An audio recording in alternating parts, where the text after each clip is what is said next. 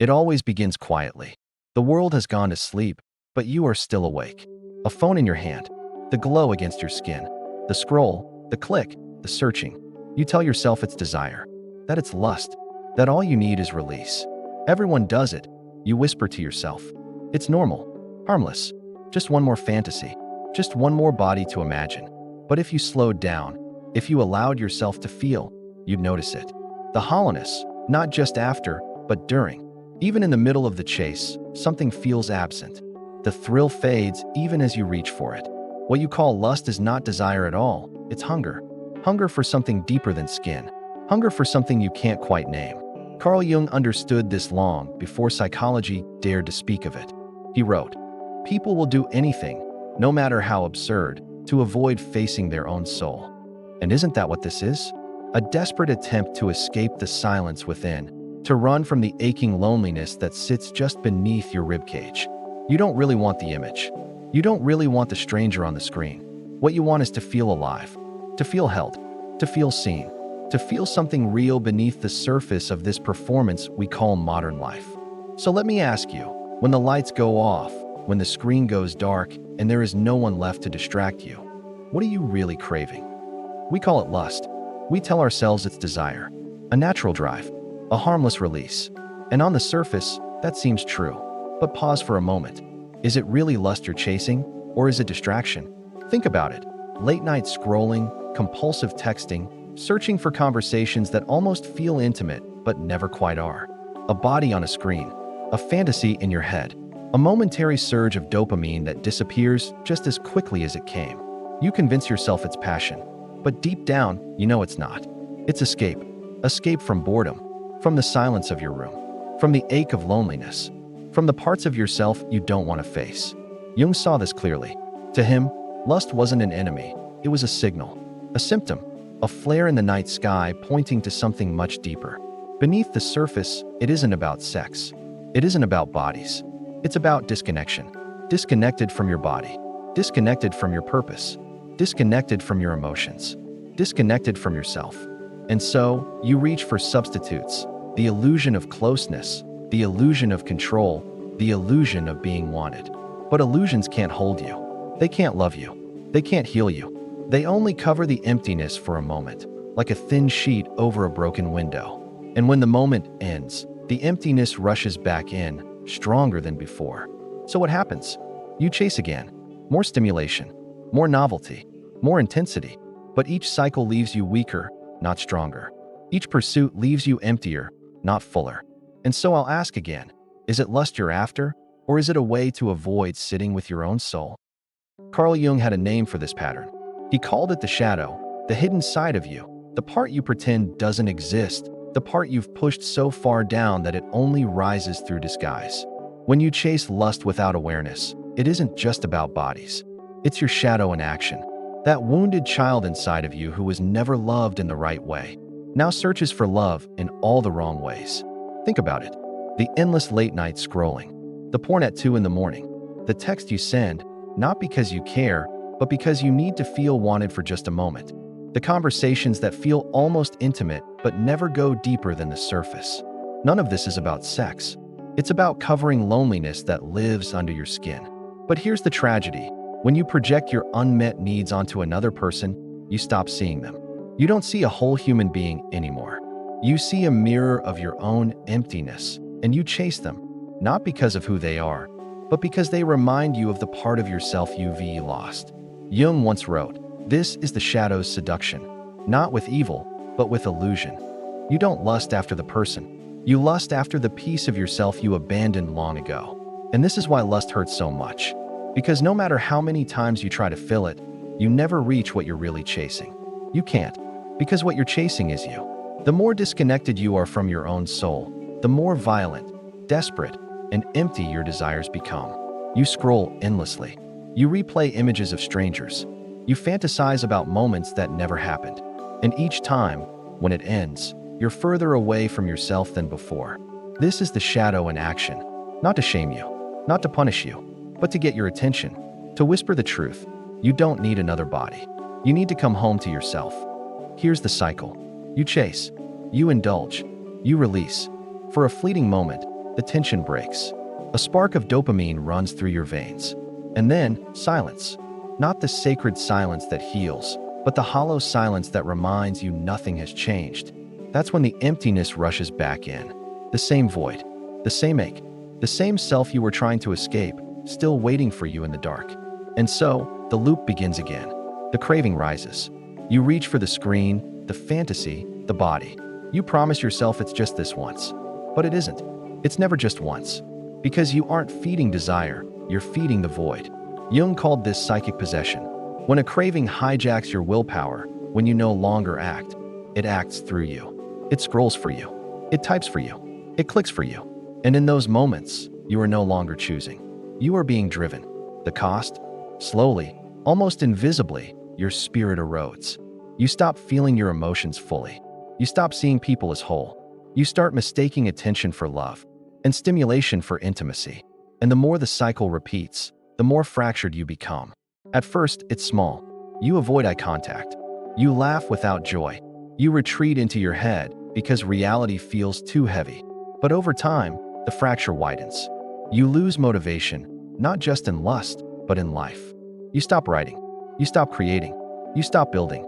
Because the same fire meant to fuel your purpose is being burned in a loop of empty release. And when you look in the mirror, you can't help but wonder, why don't I feel anything anymore? The truth is, every indulgence without awareness takes something from you. Not in punishment, not in shame, but in numbness. And Jung warned us, numbness is worse than pain. Because pain means you're still alive. Numbness means the soul has gone quiet. You tell yourself you want her. You tell yourself you want sex, closeness, attention. But pause long enough, and you'll see, that's not what you're really hungry for. What you crave is presence. What you ache for is connection. What you long for is to be seen. Not just your body, not just your performance, but your being. Carl Jung understood this better than most. He saw that beneath lust is something sacred, something your soul is crying out for. He called it the anima, the inner feminine within a man. When this inner feminine is unconscious, you lose touch with tenderness. You forget how to feel. You don't know how to surrender. You don't know how to love without grasping. And so, your soul reaches outward in desperation. It projects what's missing inside you onto someone else. You see her and think, she has what I need. She is softness, warmth, light. But Jung would remind you, she is not those things. She only reflects the part of you you've lost access to. That's why the craving hurts so deeply. Because when you chase her body, what you're really chasing is reunion with your own soul. You're not searching for sex. You're searching for yourself. And this is why no fantasy, no screen, no momentary touch ever satisfies. Because you not actually reaching for the other person. You reaching for the wholeness you abandoned long ago. So I ask you now, what if this wave of lust is not temptation, but invitation? An invitation to reconnect with yourself. To reclaim the parts of you that are soft, vulnerable, tender, alive. Because the truth is, you don't just want release. You want rescue. Rescue from isolation. Rescue from numbness. Rescue from the hollow life you've been sleepwalking through. And no body on earth can give that to you until you first give it back to yourself. Every escape has a cost, not just in the moment, but in the slow erosion of your soul. At first, it feels harmless. A quick distraction, a temporary relief. But over time, something inside you begins to wither. The spark that once drove you to create, to build, to imagine, starts to fade. Lust, when chased without awareness, doesn't just consume your nights. It consumes your purpose. The same fire that was meant to fuel your creativity, your vision, your deepest callings gets burned up in cycles of release that leave you emptier than before. This is why you stop writing, why you stop building, why you stop pursuing the passions that once set your heart on fire. Because the energy that should have been sacred fuel for your purpose has been siphoned into a loop of escape. And the more you indulge, the more you begin to believe, this is just who I am. Weak, addicted, hopeless. But that's not who you are. It's who you became when you stopped listening to your own soul. Jung warned that when we feed a craving unconsciously, we strengthen the complex behind it.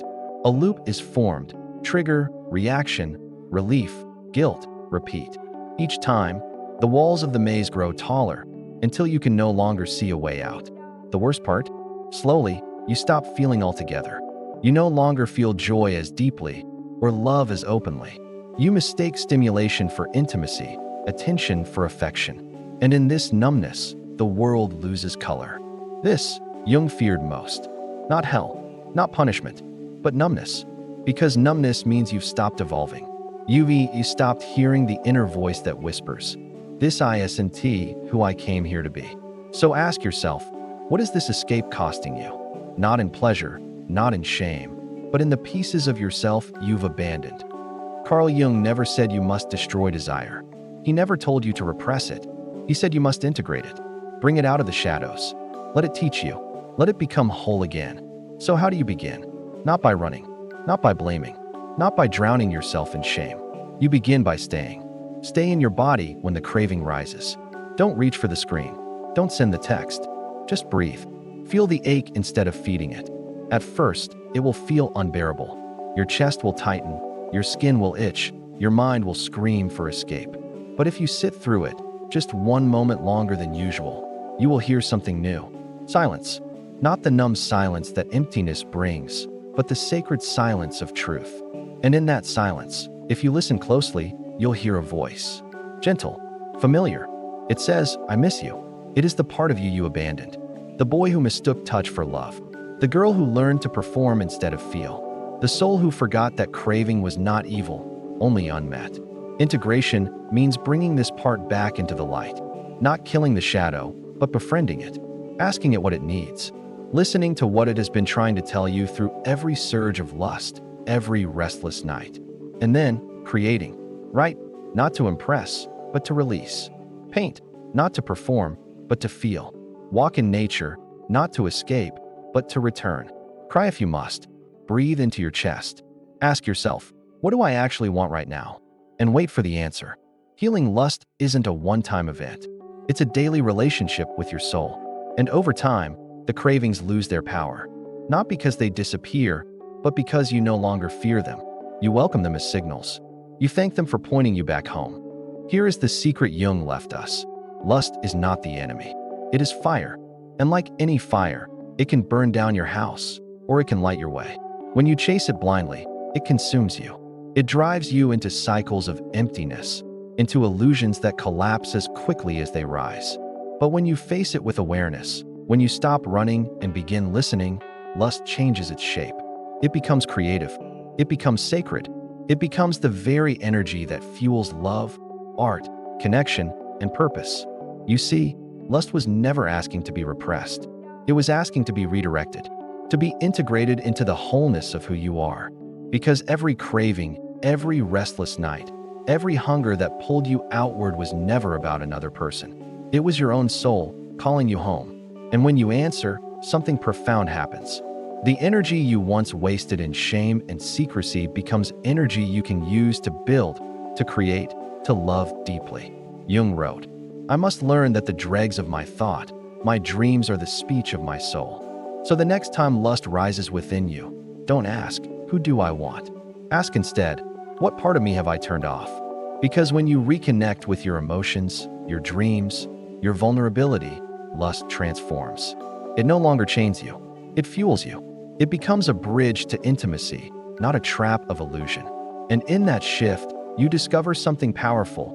You don't just want someone to touch your body. You want someone to witness your being. You don't just want release. You want presence. You don't just want intensity. You want meaning. And meaning only comes when you stop escaping and start returning back to yourself. So here is the truth, the one no one ever told you. Lust was never the problem. Lust was the messenger, a signal from the deepest parts of you, calling for connection, for wholeness, for presence. The real danger was never desire. The danger was forgetting yourself in the chase, chasing bodies that could never hold your soul, chasing fantasies that could never make you whole, chasing release, when what you really wanted was relief. Jung warned us, until you face your soul, your desire will always be misdirected. You will keep calling it love when it's only escape. You will keep reaching for arms that feel like strangers. You will keep mistaking intensity for intimacy until you return home. Because the home you seek was never out there. It was always within you. So the next time lust rises, pause. Don't run. Don't repress. Don't numb. Ask it, what are you trying to show me about myself? If you can learn to stay in that moment, to feel the fire without letting it consume you, something changes. You don't become cold, you become clear. You don't shrink, you expand.